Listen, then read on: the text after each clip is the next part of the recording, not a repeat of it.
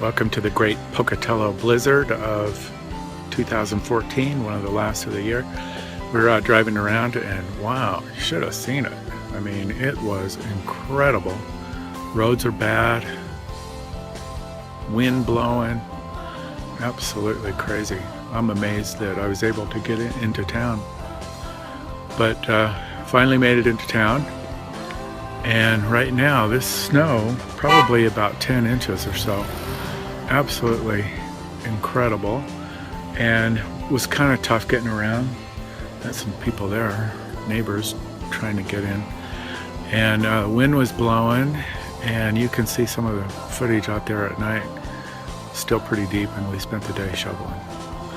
And this is going up the hill, and Interstate Hill was pretty tricky. Traveling generally was just crazy.